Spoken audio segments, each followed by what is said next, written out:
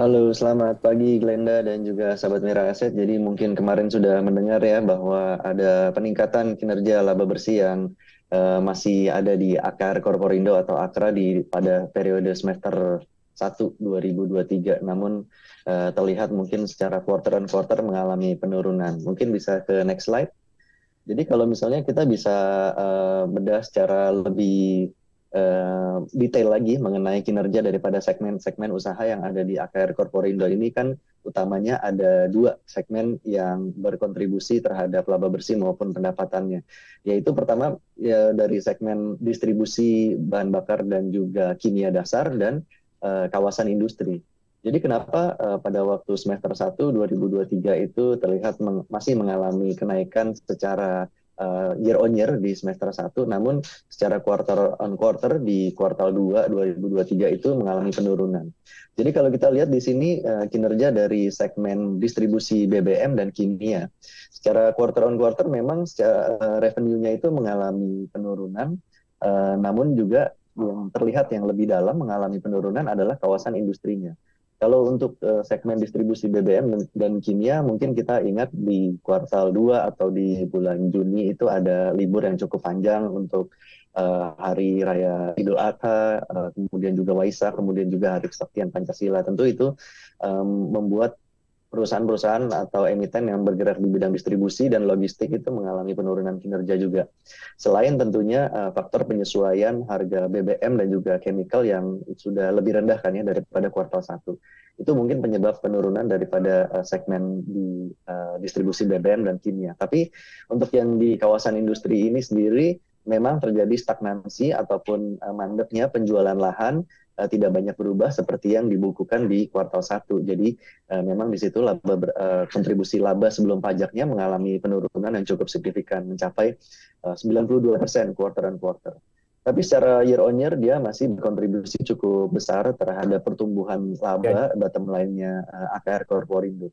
Dan kedepannya juga kita memperkirakan bahwa dengan perseroan ini cukup confident akan bisa mencapai target penjualan lahan yang sekitar 70 sampai dengan 75 hektar dibandingkan dengan hanya tidak sampai 20 hektar di semester 1 2023. Maka kita berekspektasi atau berharap bahwa di kuartal 3 dan 4 itu akan ada dibukukan penjualan lahan yang lebih tinggi lagi. Karena kan di semester 1 baru 20 hektar, sementara target sampai dengan setahun penuh itu ada di kisaran 70 sampai 75. Dan ini juga ditopang oleh banyaknya minat. Minat ini juga kita berharap akan bisa terkonversi menjadi penjualan kan ya nantinya. Minat ini disinyalir sudah mencapai sekitar lebih dari 600 hektar yang akan masuk ke kawasan industri JP yang ada di Gresik ini. Jadi kita ke depan masih memperkirakan bahwa akan masih ada pertumbuhan yang cukup robust di kuartal 3 dan 4. Next slide. Jadi untuk valuasi dan rekomendasinya sendiri kita menggunakan metode SOTP, masih dipertahankan ratingnya buy, di mana SOTP-nya itu memperhitungkan kedua segmen usaha tadi, yaitu berdasarkan PE multiple sekitar 14 kali terhadap segmen fuel and chemical distribution-nya, dan juga kita memperkirakan atau memvaluasi NAV, nilai aset bersih dari lahan industri, kawasan industri yang sekitar 613 hektar itu di kisaran sekitar 15 triliun NAV-nya.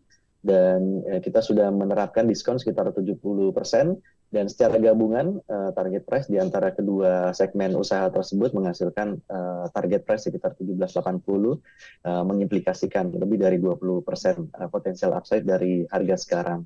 Selain itu juga perseroan kemarin bersamaan dengan kinerja keuangan mengumumkan pembagian dividen sekitar Rp50 per saham, sekitar 3 sampai dengan 4% potensial yield dari harga sekarang. Next slide. Jadi secara valuasi juga kita melihat meskipun lebih tinggi daripada median IDX Energy companies yang lainnya, namun Akra ini masih layak untuk dihargai lebih premium kalau menurut kita, karena secara profitability ROI-nya itu jauh lebih tinggi sekitar 23% dibandingkan dengan median IDX Energy yang sekitar hanya 13%-an aja. Dan juga bisa dilihat di grafik di sini bahwa secara historical pergerakan daripada PE ratio maupun EV/EBITDA-nya itu sudah mendekati minus 2 standar deviasi dari rata-ratanya dalam 10 tahun terakhir. Sehingga ini masih layak untuk dijadikan salah satu pilihan. Nah, kalau misalnya kita expect dia bisa naik ke minus 1 aja atau ke rata-rata standar deviasinya, maka menjanjikan potensi return yang lebih dari 20% daripada yang harga sekarang. Demikian mungkin update dari earnings result AKR Corporindo dari kami. Kembali lagi ke Glenda.